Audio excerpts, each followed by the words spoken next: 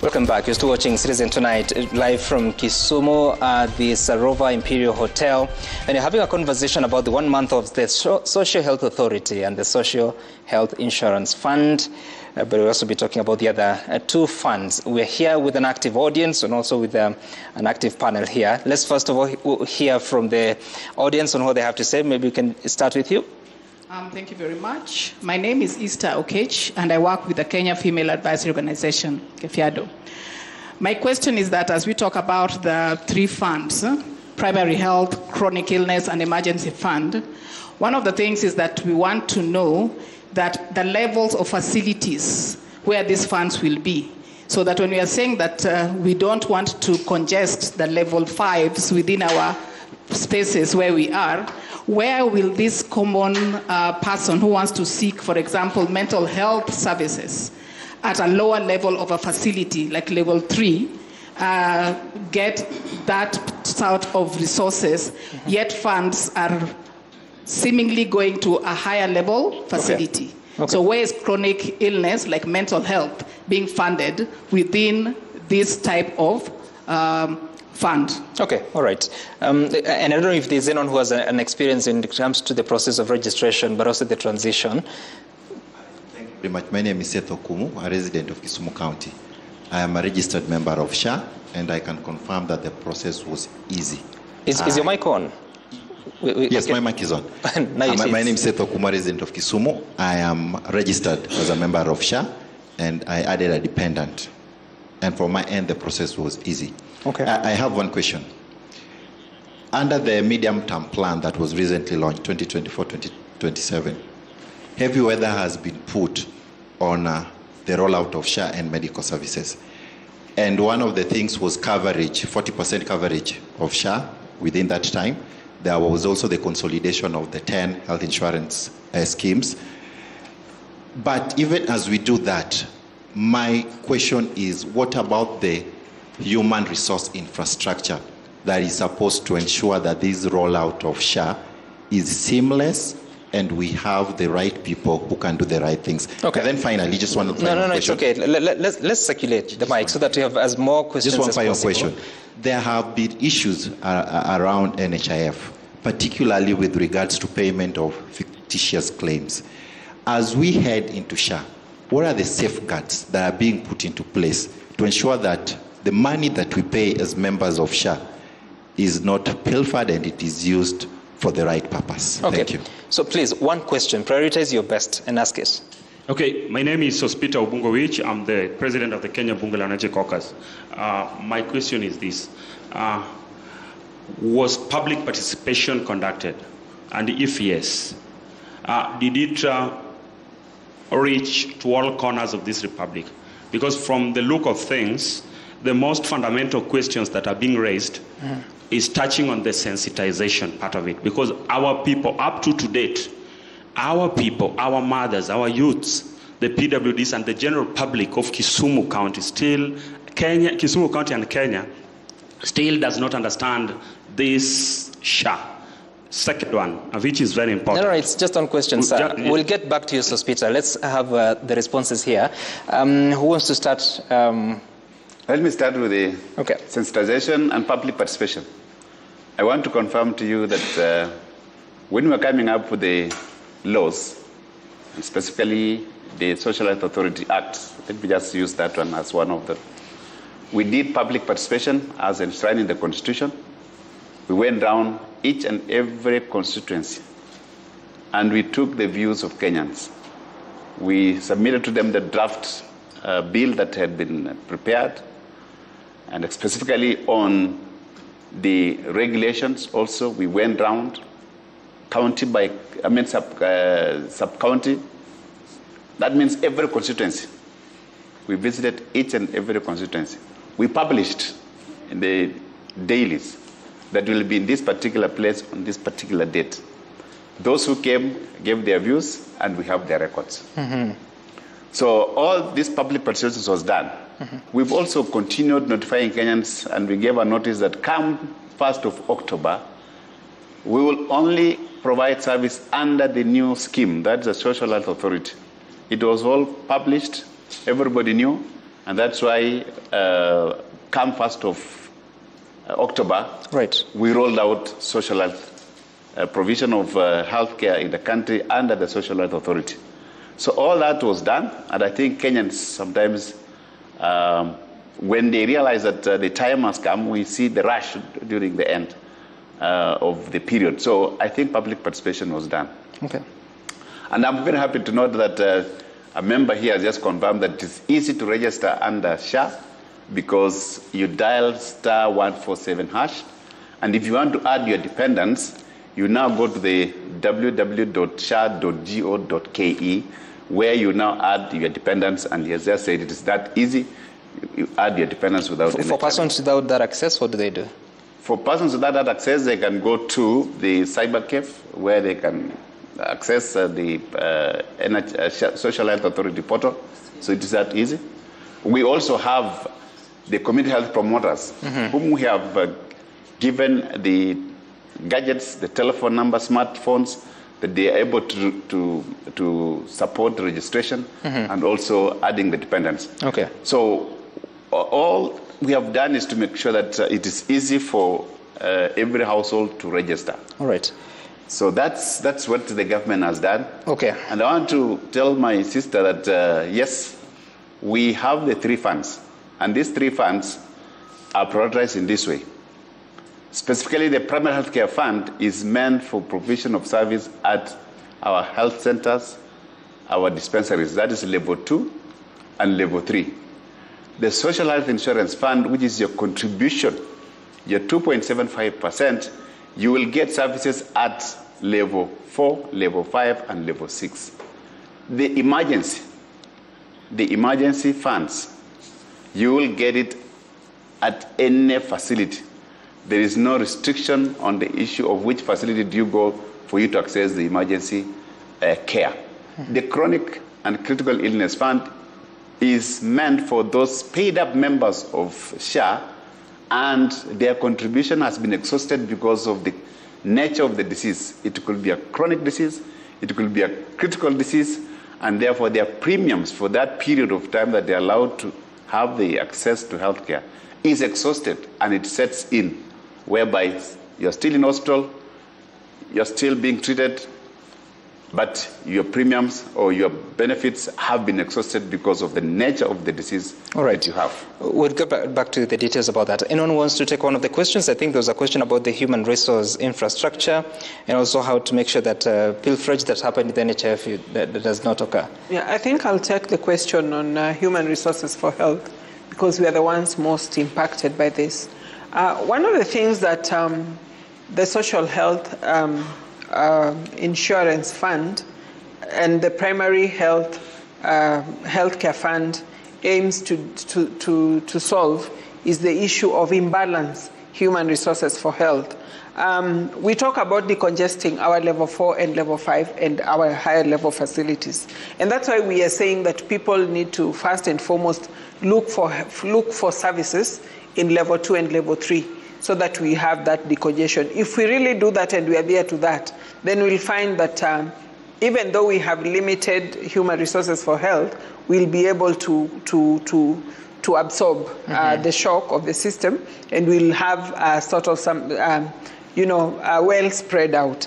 I really want to emphasize at this point, Sam, that the primary health care fund is available at level 2 and level 3, and it is not paid for. All you need to do is be registered. A lot of people have been asking the question. So when you talk about universal access to health, what are you talking about? When you go to seek services at level 2 and level 3, all you need to do is be a registered on the Social Health Authority. You don't need to have paid for you to access services at that level. Thank you. Dr. Siampe, maybe as you respond, you can also help us understand, because there's that campaign to have people moving away from level 4, 5, and 6 for ailments that are pretty primary. Is that changing in your facility? Thank you, Sam. Let me respond to the question from Madam Okeo and also, I think, Seth Okumu when it comes to issues of HR or, I think, human resource in health.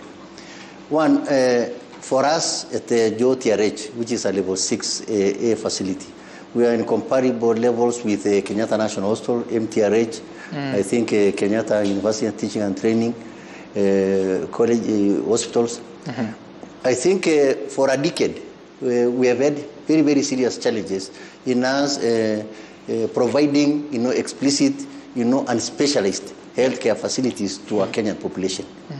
We have trained specialists in almost every discipline. And it has become a challenge, and I want to talk on behalf of my colleagues, in those categories, that if you take JOTRH, for example, the walk-in patients in a day are not less than 1,500. Kenyatta National Hospital, when I was there, was not less than 2,800 a day. These are individuals, these are Kenyans who are seeking for medical support, medical help, who, if our facilities level 1, 2, 3 are fully operational and functional, could actually get those medications there. Right. And therefore, it will actually give us a relief, at the level 5 and 6, so that we skew our resources, channel our resources to actually deal with those very complicated, very critical, in fact, and even sometimes super specialized conditions. Right. So that the 1,500 walk-ins, has that number changed in those 30 days? Yes, I can confirm some that it has changed, though not very, very dramatically. It has changed. I think I can say almost by 40%. 40%? 40%. So if you offer, 40% is about 600, if you offer primary healthcare services, who pays for it? I think that question has been... No. Oh, okay. In your facility? Yes. Because it's not a level 2 or 3. Yes. One thing, what we have done is that we have taken the cue that we are national referral facility, yes, but these are our Kenyans. These are our patients. So what has been happening is that we have been encouraging them, since 1st of October, that they actually have to go and seek for services, at level 1, 2, and 3. The population that we have not yet managed to push to level 1, 2, and 3 are our mothers, yes, who are seeking maternal care. Right. And those ones are still coming to the hospital, and we believe that probably procedure, I think within the next 2, 3, 4 months, while this system settles down, they will definitely go and seek those services there. We are saying that there is no disease that is special. It is a sickness. But we want to emphasize that if we are going to reduce the traffic of our patients, our Kenyan patients being taken abroad, being taken to other countries for specialized treatment, we really have to put effort to support specialized referral facilities to actually manage those critical and serious conditions. So let me get this. Therefore, in extension, I think, Sam, in terms of now human resources for health, if, for example, the 1,500 patients will not be walking into Jaramogi Oginga Odinga Teaching and Referral Hospital, we will actually have enough nurses now, to manage those specialized and critical patients. Right. And therefore, it will really sort out to some extent, the number of health workers we require. Okay. Yeah. That's quite futuristic. But if a patient comes, they have a common cold that has refused to go away, allow me to use that language, that's a primary healthcare problem, isn't it? Yeah, that is true. So if they come to Jaramogi Oginga Odinga Teaching and Referral Hospital, and you attend to them, are you charging them? Are you charging shift? Or what are you doing? Because SHA should be paying level 2 or 3 through the primary healthcare fund. We have got clear instructions, and the law is also very clear, that during this period of transition, we expect all patients who seek for level 1 or 2, 3 services should actually go to those facilities. Because the only thing that we're trying to encourage them now to do is that instead of them even asking to pay, to pay the 500 shillings or the 100 shillings, they rather even register to become SHA members, so that they can actually seek for other services. Dr. Lesiampe, I see what you're doing with my question, but Hazel, now, when I look at the budget for 2024-2025, primary healthcare fund was only allocated 4 billion shillings. How much money have you sent to primary healthcare facilities so far? Okay, thank you, Sam. Indeed, there is a separate budget for primary healthcare, which is actually from the Exchequer. For the Emergency, Chronic and Critical Illness Fund, that's the same. It's from the Exchequer, and SHIF is contributory. So this financial year, we've been able to receive 1 billion, under this financial year, that will go towards primary health care. And how much has been sent to level 2s and 3?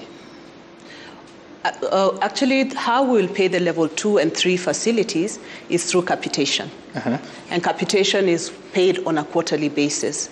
So as we speak right now, we only started the rollout of Social Health Authority on the 1st of October this year. So we're in the process of calculating what will go out to the primary healthcare fund. And for the sake of the audience and also the viewers, what are you talking about when you say capitation?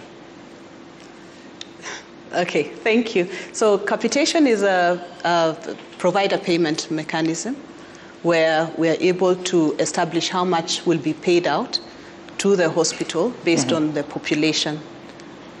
So if I wish I had a name of a local level 2 or level 3 hospital, and they attend to, say, 100 patients in a week, 400 patients in a month, and those patients are each is allocated 900 shillings in a year.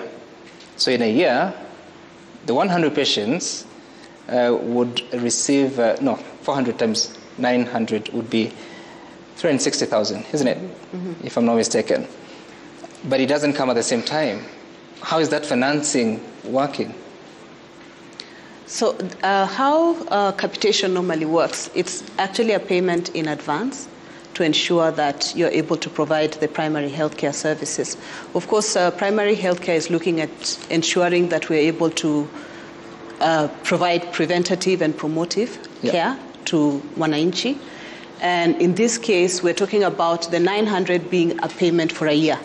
So basically in a quarter, we're talking about 225 actually for that quarter, which goes to each resident. Which is a quarter of the 900? Yes. So you're saying it will come, when will it come? We're actually working on it for this November. That's when they will be able to disperse that amount. If Dr. Lesia continues to attend to primary healthcare, health seekers, and he says 1,400 walk-ins, 40% decline, that's about 600, so assuming 900 are still coming, what will you do with them? Because they're offering primary healthcare service, and they are level 6 hospital. Yes, some actually, by the time a patient presents themselves to what his hospital is, a referral hospital, we actually consider that that could be an emergency, because the whole essence of primary healthcare is that, diseases that can be treated at the lower levels, such as colds, diarrhea, and so on, should be treated there. But by the time they present themselves to his hospital, then it must be an emergency, and that will be catered for under the emergencies fund. All right. And Dr. PS, do you have information about the worth of healthcare services that have been offered in the month of October? Yes. In the month of October, from the system, we're able to see how much services have been offered. Right now, services so far rendered by all our facilities who have been contracted is 1.8 billion Kenyan shillings. 1.8 billion? Yes. In 1 month? Yes, in 1 month, as of today. And do you know how much has been settled? As just mentioned, we expect that now all the cumulative figure will be taken, and then we'll start dispensing to the various, releasing the funds to the various hospitals based on the claim. This time, I don't think we are going to delay in payment, because we're able to ascertain from the start to the end, and we're able to close within that period. Before, under the NHIF, it was very difficult to know exactly how much, because it was being processed, different stages of processing, which there was a lot of human intervention, but this time we are using the system, so there's less human intervention. If you finish treating the patient and you bill that patient, immediately that total claim can be seen within the system. So when they close, for example, when Lesia closes in a day, he can easily see how many patients have been seen and how much has been billed against these patients. And at the end of the month, they know exactly how much they are claiming from Social Health Authority. So for now, as from the bigger figure that I have at the national level is 1.8. So we expect that to close because of what will have happened in the course of today. Mm-hmm. So that could maybe close with a total of 2 billion or 2 point something billion, 2 billion. So we expect that to be paid immediately now to the facilities. And how much was NHIF spending on average per month? I want to ask Hazel if she can give us a figure. I can't know the figure of NHIF how much, yep. But she can give us. But for now, the system is very clear. You can see end to end. Okay, that's okay. Hazel, the figure of NHIF on average per month? Yeah, thank you, Sam. We have to remember that under NHIF, we had different schemes. There was the enhanced schemes, which included the civil servant schemes. We also had the county governments who were insured under NHIF and so on. So the cumulative figure we paid out per month was at about 4 billion. 4 billion. Yes. So right now, under the Social Health Authority, we're now only working on social health, which means we're only covering Mwananchi. Okay. And that's why the figure that has been given by the PS is significantly So meaning 4 billion in a year, that would be an estimate of about 48 billion shillings. What do you think would be the total bill for Social Health Authority in settling claims in a year? Do you think this 2 billion for October is quite representative to start making estimates? We are now getting proper details, proper statistics, which we want to see, and then we shall be doing the projections now. Yeah. I know most of you remember when we started, there are those who are being told to pay upfront, so we have not done the costing of that. So there's still a lot of work, data to be collected. As long as we go along, we'll be able to stabilize and we'll be able to see the trend. Each and every month, how much are we spending based on maybe the challenges of sickness. Mm-hmm. So I want to say that for under this new system, we're able to collect now proper data that we'll be able to project and see if in the month of October we paid this, how much are we projecting to see in the month of November? Okay. When each and every service now and those contracting are not demanding upfront payment from the patients, so that they are all under SHA payment model. Okay. Then, because that's when you can now say you are providing service and then claim at the end of the month. And what is the target you expect to collect from SHIF based on the registration data so far? Our expected yield, the projections that were given by the actuaries, we are expecting to have a yield of, the projection we had is about 148 billion. 148 billion was if everyone in the country was to register. Yes. But with those that have registered, what are you expecting? I've not really gotten out the amount because we are now telling the employers to upload and send the details of their employees. So we've not captured that. So that we'll get to know in the month of November. That's when we'll be able to see the data of how much has been collected from the employees. So for now, we've not gotten the details. All right. So we expect by 9th, as per the law, we'll get to know the details. And then also, we shall also get to know how much those who are self-employed, how much have they contributed. Okay. So in the month of November, as I said, we're just starting to collect data. We'll be able to know. All right. We'll be getting to the audiences to also tell us their experience in terms of making the contributions. But before I come to the middle, Hazel, help us here. Do you know who you've registered? What is the proportion of employed persons versus non-employed or informally employed? Okay. Thank you, Sam, yet again. And I'll just refer to the NHIF registered employers. We had about 68,000 registered employers. So as at yesterday, we were at about 31,000 of those employers who have registered themselves and plus their employees. But as has been mentioned, we expect to see the real figure. So among those 31,000 employers, how many employees are we talking about? So among the 31,000, we'd be looking at about double, not actually double, about 100,000 employees.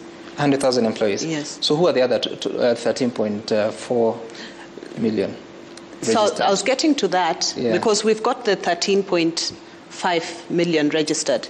And most of the people who have registered under the 13.5 are actually in the informal sector, because the employers register themselves and their employees. Informal sector. Yes. So are they contributing? Some have started to contribute. According to the Social Health Insurance Act, contributions are actually supposed to be annual. However, for the informal sector, we were able to get an approval from our Social Health Authority board to ensure that the public is able to pay on a monthly basis up until December. And this was to ensure that at least everybody is familiarized with a new way of contributing to the Social Health Authority, and also ensuring that members are able to maybe seek any form of financing if necessary to be able to pay that amount in advance. So how did you determine how much they're paying? Some, I'm not sure whether you've registered under Social Health Authority, but mine would be different, obviously, because I'm an employed person. But the unemployed, or those in the informal sector, who are supposed to make a contribution annually, but now can do so every month because the board has approved, how much are they paying, and how do they know how much? So some, under the Social Health Authority, the first step, of course, is to register, which has been talked about by Leziampe in regard to being able to access services. So first step is to register through the *147# or through our website. Once you do that, then you're given an opportunity to undertake what we call a means assessment, which will basically determine how much you're supposed to contribute in terms of premiums. The importance of doing this is to ensure that Kenyans contribute premiums according to what they can afford. Whereas in the past, if you remember, it was about 500 shillings a month, but some Kenyans actually cannot afford that 500 shillings a month, and that's why the government said 300 shillings would actually be the minimum. So that means testing or means assessment will be able... ready. The Cabinet Secretary told us, I think late September, that the means testing instrument was not ready. It was still being tested. Let me answer that, sir. The tool was developed, I think, in the month of September. We subjected it to a test run, which was done, and we had to redo it again based on the assessment that we did. So we took a sample of about 8 counties. So to perfect the system, the tool. We did it in the month of August. It was August. I think it was August. Right. And by the 1st of October, that tool was ready, and that tool is being used by Kenyans who are self-employed. They simply go to the portal of Social Health Authority, and then they answer the questions that are there that will be used to self-assess for the purpose of determining their income.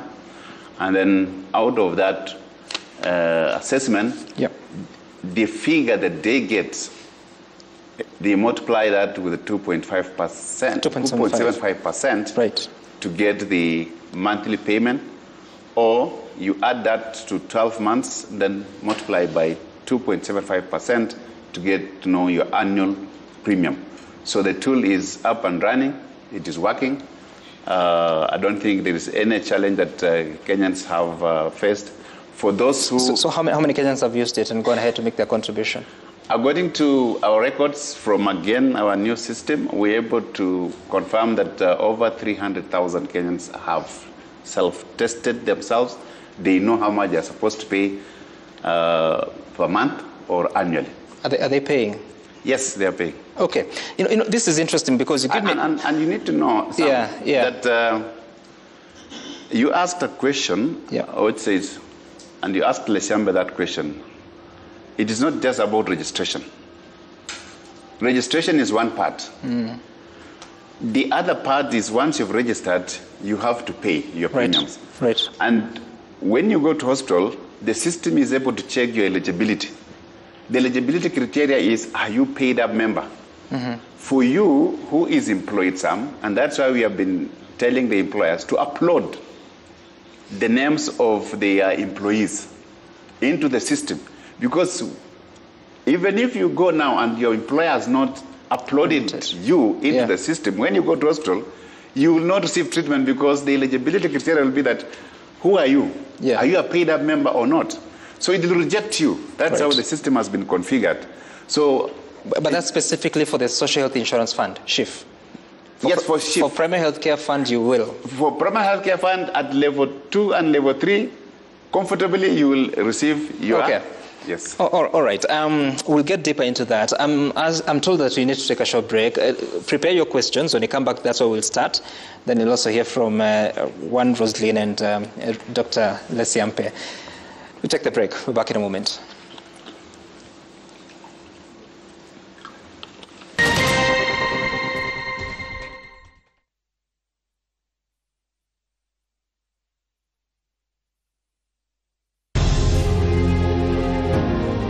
Vile unavyojua watoto wengi sana hawana namna. Mimi ningependelea watoto wasome. I'm here to stress on education. At the same time, let us actually do any kind of sport that we are doing. Sport speaks the best language to everybody. Tunataka tutafute talents.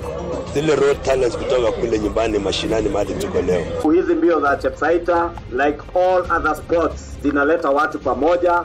We want to use this event to uplift the lives of the community. Anafurahia hii mchezo sana. Hata sikaange naambianga watu tuende Chepsaita. Wanafunzi wakimbie ili wakuze talanta ya mbio ama kuhimiza tena elimu. This is the place to be. Hapa ndipo mahali wanastahili kuwa tarehe 7. Wale watoto walikimbia last year wamekimbia mpaka wamefuka mipaka zetu za Kenya.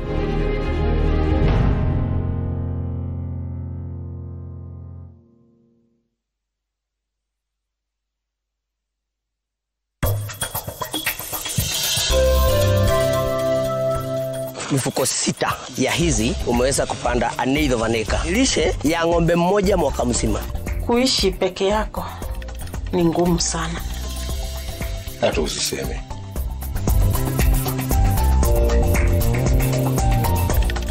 Dajukiz, mama yako alikufundisha kupika. Na mimi nikakufundisha kuendesha gari. Gari hili ni lako. Soko, more than a meal.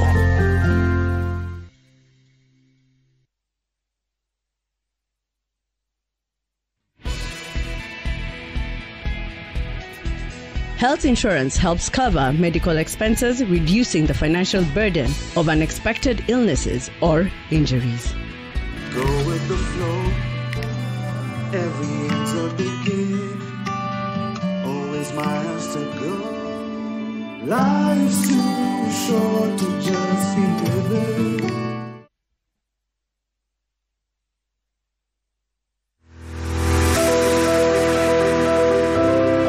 What you eat directly affects your energy levels and mental clarity. Choose foods that nourish your brain and body, ensuring peak performance throughout the day.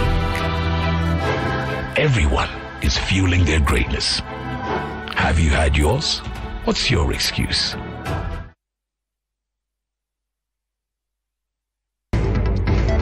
No one who is immune from judicial scrutiny.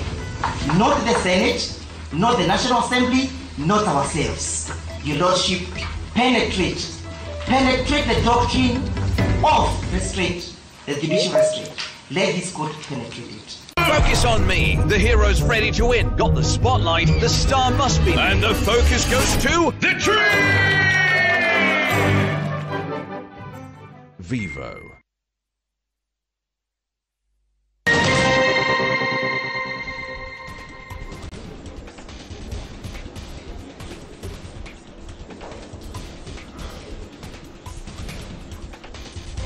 Welcome back. You're still watching Citizen Tonight, and we're at the tail end of the conversation. We want to spend some time to hear from the people here, but also if you're at home, you can tweet us at Citizen TV. Kenya Tamgi Tuku, the hashtag to use is Citizen Tonight. We'll be listening to questions and the answers. Let's start with you. What you want to ask the panel? Good evening, everyone. My name is Lucy Achengo Odhiambo. I work with Kenya Female Advisory Organization. Sorry, raise your voice a little bit. Good evening, everyone. My name is Lucia Achengo Odhiambo. I work with Kenya Female Advisory Organization, And my question is, what is the amount allocated for inpatient and for outpatient? Okay. All right. Next person. There was another lady at the back. Where is she? There. No. It's actually that lady there. Let's pass the mic to her.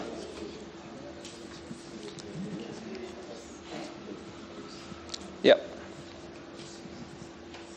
Well, good evening, everyone. My names are Phoebe Obala.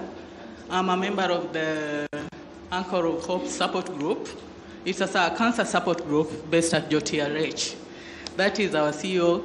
I can attest to the fact that actually the cancer patients at JOTRH didn't have a lot of problem, especially when they are transiting into SHAM. But then we have this. We normally know the cancer patients because being a chronic illness, there is that cap that when you have exhausted your funds, then now that emergency cap will kick in. What we don't understand is that these things started in October. Is October the financial year that by next October, 1st October, our patients won't be able to get this service? Because SHA started in October. Okay. And then secondly... one question, please. This is just on this again. Okay. On this cap.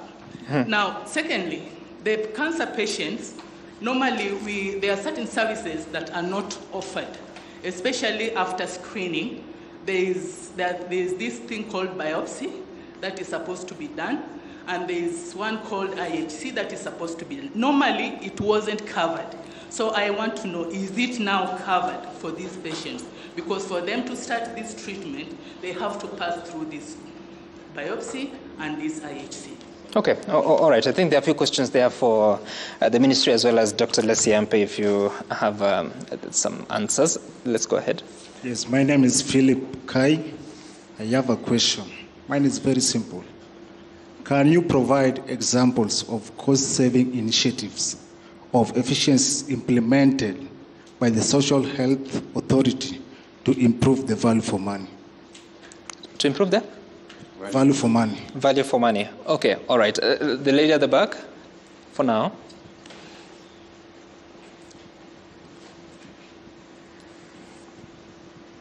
Good evening, everyone. I'm Angeline Ruth, representing Regina Kizito Foundation. My question is, what alternative measures are being implemented to maintain healthcare access for vulnerable population during the transition away from Linda Mama and EduAfya? Thank you. Okay. All right. Let's take those. Starting with you, Dr. Lesia-Ampe, then we can come to Rosalind. Yeah, thank you very much, Sam. I want to appreciate our mama. She has been great and a great mother and a great supporter of our cancer patients. I'm really humbled by your humility and even for your recommendation that we are doing a commendable job with our patients.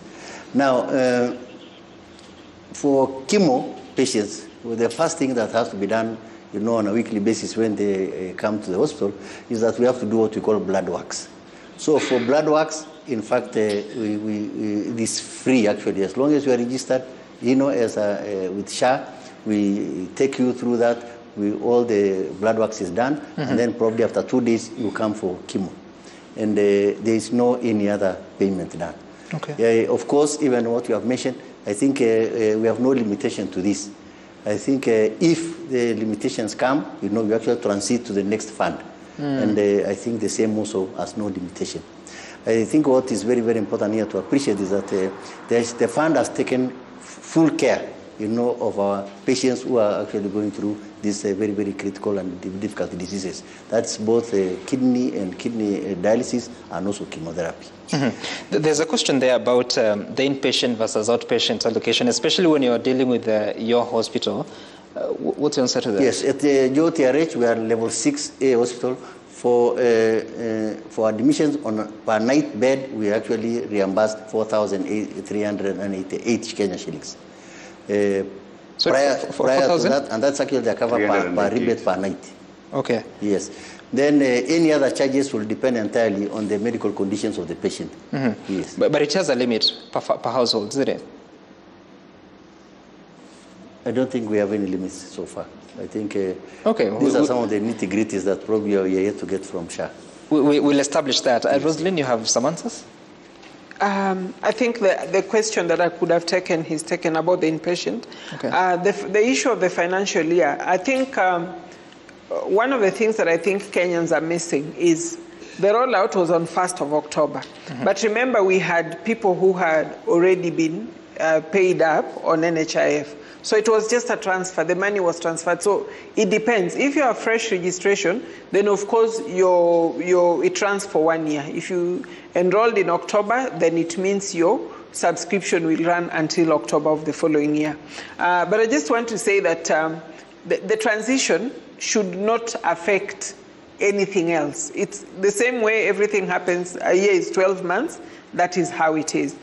Someone asked about cost-saving initiatives. I think when you look at the way the funds are spread, it is cost-saving. My only plea is that Kenyans will follow through. So that if you have a small cut, please don't go to Jaramogi, Oginga Odinga Referral Hospital. Go to Lumumba and get, or a lower level facility, mm-hmm. and just get a bandage so that we save time and we save some of these things. Again, I think one of the things that I think maybe the PS will talk about later, one of the reasons that we sometimes spend a lot of money in healthcare services is in the process of diagnostics. And so a lot of times we've either not had the right equipment or we'd had equipment that cannot give us very, very precise diagnostics. And this is why one of the projects that is being run alongside all this is the equipment service. I'll leave that to the PS, where we are going to be able to have as facilities, as counties, both public and private facilities will be able to enjoy placement of just the right equipment that we need. This will help us seriously with diagnostics and save us a lot. But it will also help us to save money because as a county, if, for instance, I have a hospital that needs dialysis services, I do not have to be the one to buy the machines. We can get the placement, pick the machines, and so we pay for the service. Meaning if the equipment becomes obsolete, then the service provider just withdraws that equipment and brings us a newer version. This will help us to save money because we are not always thinking about parts, about maintenance, and about technology being obsolete. Thank you. All right. Let me answer the one from Ruth. Yep. What are we doing about the most vulnerable members of our society? I want to inform you that indeed we've taken note that we are not all equal. There are those who are most vulnerable, and therefore we refer to them as the indigents. And in that case, the national government or the county government can pay for your insurance premium. So the most important thing is you must also register and you must do what's called the means assessment to know exactly how much you're supposed to pay. And if it is assessed that you are not able to pay, then the government will pay for you as a vulnerable member of the community. The other issue that the Rosalina said, mm-hmm. we are paying 2.75%. We expect high quality service to be rendered in our facilities. And that's why we are not just saying that we are rolling out the new social health schemes. We are also going further to ensure that we are able to equip all our facilities, and specifically our public facilities. If you look across the country, every county, they have done a lot of work in terms of building the health centers, building the dispensaries across our communities where we live. But some of them lack basic diagnostic equipment which can be done. Okay. And therefore we are going to support the counties. We are also going to support the level 4, level 5, and all the way up to level 6, where they do not have the specialized kind of equipment to treat our patients. So, and therefore it's a whole package that is going to come in. We're not just stopping at registering, we're not just stopping under payment of 2.75%. We are going to improve the quality of service through the National Equipment Support to County program. And that is going to be rolled out as we roll out social health authority. In fact, we are ready. We are waiting for the counties to make their requisition, their requirements, how much, what kind of machines they need at each and every facility. You can see there is need for additional dialysis machines, for example, in some of the facilities. So we must make sure that people are not congested in. So how would that be financed? The equipment we are partnering. We are going to partner with the private sector. Okay. Those who are able to, and we have already identified them. We went through a process where we contracted them. We did the tender, and we called for those who want to participate, and they did participate. And we gave them that on this kind of framework, what we need is the fee for service. It is the vendor, the one that has been contracted, who will bring a dialysis machine. And once they have delivered the dialysis machine, they will be able to train the staff of the facility or the hospital, and the service will be rendered based on the share rates. Okay. This is going to be what's called the sharing of revenue model between the county and the vendor. So all that. So the payment for that equipment will come from SHIF? No, the payment for the service rendered, which is costed under SHA. So as a benefit. SHA through SHIF will pay for the service. The revenue from the service will be used to pay for the equipment. No, not equipment. Service. So what is that arrangement? Okay, I'll explain to you this way. So the dialysis machine. We've asked for the dialysis machine, for example. Yeah. So we say the following counties require dialysis machines. So the contracted vendor delivers the dialysis machines. Once they have delivered the dialysis machines, they are installed. The person, the healthcare worker there is trained, and then since this has been costed, Leshamba just told us that the dialysis, it cost to do dialysis, it costs 10,000 Kenya shillings. So if it's 10,000 Kenya shillings, then there is a formula for sharing the revenue. So who owns that dialysis machine, in essence? It is the service provider. The service provider. So the owner of the machine. Okay. Yes. All right. I'll come back to you, Hazel, and Dr. Leslie. I just wanted us to take some more questions. Time is running, so those who have not asked questions first. And the gentleman in a green T-shirt, the other one in a green T-shirt, the gentleman at the back, and that gentleman with a silver watch. Those are 5. In that order, please. So you don't remember who is first? The gentleman in green. Yes, thank you very much. My name is Festus Ogada. I'm a resident of Kisumu County and a health practitioner. I just wanted to ask, we can derive from some success stories of countries which have achieved universal health coverage, namely Japan, whereby they actually used the health practitioners to spearhead the aspects towards, achieving UHC in a manner that the health practitioners and their health boards and unions were involved in a way that they made decisions, they helped in making decisions, they helped also in issues concerning deriving or coming up with health policies. Right. So what I wanted to ask is, how are we using our health unions and our CSOs to help us achieve this? Thank you. Okay. The gentleman in green following you. Yes, good evening. Yes, I'm called Robinson Ouko, youth leader, Kondele Ward. Yes, my question is, if I've registered on SHA and I have a couple and we don't have a marriage certificate or affidavit, so how can I be help on that? Okay, all right, important question. Who was following? No, it wasn't you. Yeah, the one in a shirt.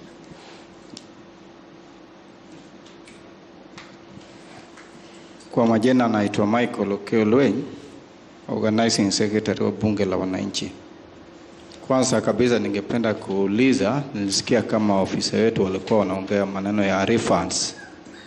Nataka kuuliza juu mmekubali kwamba kulikuwa na changamoto for the last 1 month Nataka kuuliza kwa wale ambao walikuja kutafuta matibabu kwa hospitali yetu na wengine wakaenda wakakufa kabla hiyo system ilikuwa ijaanza kazi. Je, kuna malipo ambao italipwa wale ambao walikuja kutafuta matibabu na walikosa wakati huo ambao watapewa kwa hiyo mafamilia? Asanteni sana. Okay. All right. Who was following? Yes. Yeah. Okay, my name is Franklin. I'm from Migosi. My question goes to Mr. PS. I read on the website that there's age limit on cancer screening. It is capped between 30 to 50 years. So I'm wondering, the less privileged who are 29 and below, does it mean that they cannot suffer from cancer? Thank you. Okay, cancer screening. At the back. The sixth one should be a lady. Yes, thanks very much. I'm Kevin Sogada from Midas Touch Foundation. My question goes to the PS. I just wanted to know how you are going to deal with the times in this country the less informed. Because most of the times in this country, our government will definitely come up with a different system on how they do their things, or without us actually getting or having enough information as to why they are happening. There was this bit of the transition of the new notes, where we were coming from the older notes to the new notes. We've never understood why this happened. This also goes to the bit of a change that we had in the education sector, whereby there was this bit of a transition from the 844. The information that is reaching the people on the ground is different from what we can actually get right here, that we can, that the person in the ground can definitely understand the reason as to why this is coming in place and its benefit to the people who should be consumers.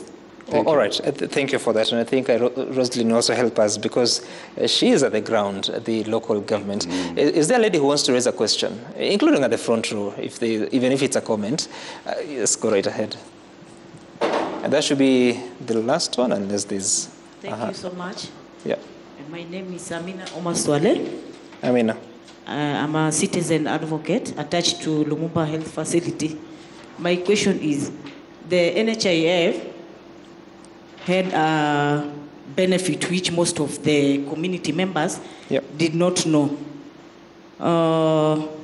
The employees who are earning 0 to 5,999, they used to contribute 150 shillings per month. The employees who earn 6,000 to 7,999 used to pay 300 shillings. 8,000 to 11,999 used to pay 400, sorry. Then 12,000 to 499 used to pay 500. How will SHA borrow this system from NHIF? Okay. That's about contributions. Let's take those questions and respond to them. Beginning with, I don't know if Hazel, you have specific responses to some of this? Yes, sorry. Sam, sorry about that. No, it's okay. S is close to T. I think there was an earlier question on how we're going to ensure that we safeguard the funds or the contributions from Wananchi. And what I wanted to say about that is that the new act is actually explicit on how those funds will be protected. One, in terms of the amount that will be ring-fenced for administration within the authority, that's now pegged at 5%, whereas in the past it was at about 14% or more. So that will ensure that we're able to actually use all our funds towards paying for healthcare. There's also the separation of functions that is in the new act. As you recall, in the past, NHIF was doing the empanelment onto the accreditation of facilities and onto contracting. So that, again, has now been separated so that KMPDC is actually now doing the empanelment and assessing of the facilities, and SHA on the other side is doing only contracting. So that separation ensures that there is no collusion between the hospitals and ourselves as SHA. Okay. And finally, there's also the digitization aspect. So the whole essence of having digitization and SHA is to ensure that we're able to basically track how claims are started and where they end, and ensure that we only pay out what is payable. All right, Dr. Lesiampe. Yeah, thank you very much. Mine was to follow on what the PS had said on the issue of the indigents, and those who cannot afford probably to pay. Yes. It has been a nightmare for a CEO of an hospital, including me at Jaramogi, or even I think at KNH, right, where you have patients whom we have admitted, treated, and discharged, and they cannot actually pay. So we are faced with a situation of waivers and exemptions. I think this will become an issue of the past, because one, you will have all the patients, registered, and all of them, will be reimbursed for whatever cost. So I thought it was something that is very, very important to mention, that this serious issue, which was facing our indigents, facing sometimes, I think those even who have mental challenges, probably those even who have other conditions, for now, it will not be a burden, where the hospital will treat them and they don't get any reimbursements. Okay, all right, Rosalie. I want to respond to the question of the age limit for cancer screening. It is not that there is an age limit. It is what we call, first of all, we must always remember that our health system is not as well-resourced as it should be. So what happens in this case, and it's not only for cancer, we're even now doing the same for HIV programs. We have what we call targeted screening. So targeted screening means we pick the population or the part of the population that we think is most, most likely to be affected by cancer. So it's not that we are discriminating on anybody. The screening is just put in that age bracket, because that's the age that is most likely to have that. Then there was a question of healthcare workers spearheading. I do not understand this, because I really think it would be good for us to notice that all the UHC laws are simply improvements of systems that have existed before, and that the proposals actually came from the Ministry of Health, which, as far as we all know, is run and manned by professionals. So it is only that the timing the timing of the laws is what happened when there was a new government in place. But otherwise, these are proposals based on very many laws, based on very many agreements, and very many agreements and that we as a country had signed. It's not something that started yesterday. Lastly, on the issue of public information, I think when we talk about public information for a new, for something new, for something that the government is undertaking, we really also need to remain alive to the fact that the government makes decisions on behalf of the citizens. So public participation and public information should not be misconstrued to mean that there will be over-involvement in making certain decisions. I think the government might not always explain itself, whether we are talking about the national government or the county governments, might not always explain why it's doing something, but we must believe that it's for the benefit of the wananchi. Thank you. All right. P.S., several questions that were posed to you. Help us walk that journey, but as you do so, also help us understand how much money has been allocated to the Emergency, Chronic and Critical Illnesses Fund.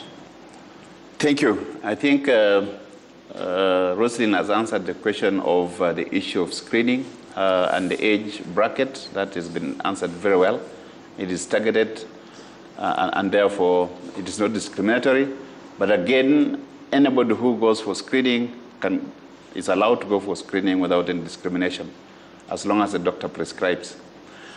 I also want to mention to our colleague in the health sector, the one who is a health worker, that we do not just also develop this within the country, we also rely on the guidance of the World Health Organization through the resolutions of the World Health Assembly, where member states are required to adopt the resolutions that have been passed, and therefore, out of it, we domesticate, we put it into our laws for the purpose of implementation.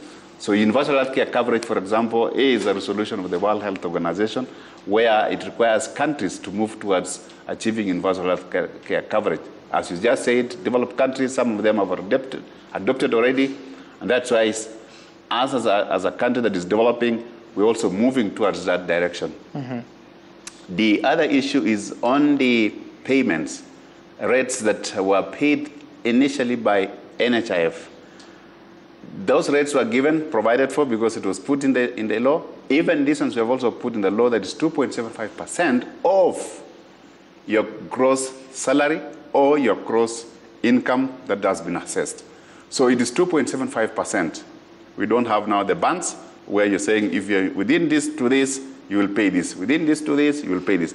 Now that has been removed, it brings in equity, where everyone is given a 2.75% based on your income that has been assessed or the income that you earn from your employment. The amount of money that has been allocated for emergency, chronic, and critical illness fund in this first quarter is 2 billion. 2 billion? 2 billion. That's for the year?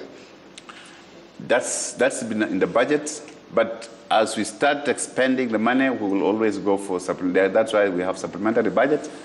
We'll be grateful. The reason I ask that is because you're asking Kenyans to make their contribution.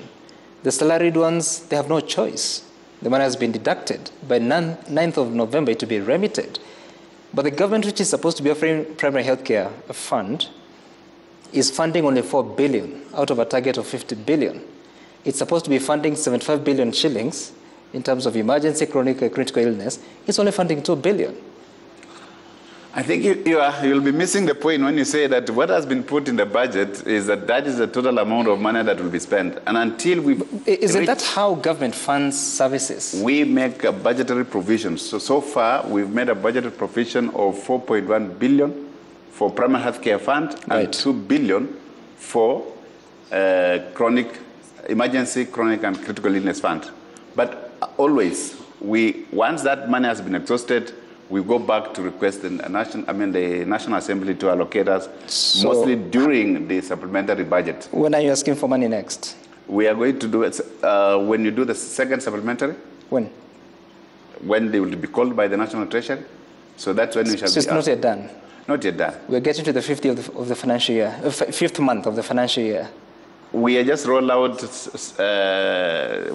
SHA, the packages under SHA, which started on the 1st of October. So we are using expenditures based on now the legal framework that we have under SHA, which came to effect on the 1st of October 2024. So this will be going along until we reach the end of the financial year. A person earning 200,000 shillings will be contributing about 4,500 shillings every month. Yes. If you tabulate that in a year times 12, versus the value, including if you're going for dental, it's 2,000 shillings per household. If you're going for eye checkup and you need spectacles, it's 1,000 shillings. But also dental is not available now until a budget is available. Aren't you giving the wrong end of the carrot to contributors? I think we need to understand the National Social Insurance principle. It is all of us contributing.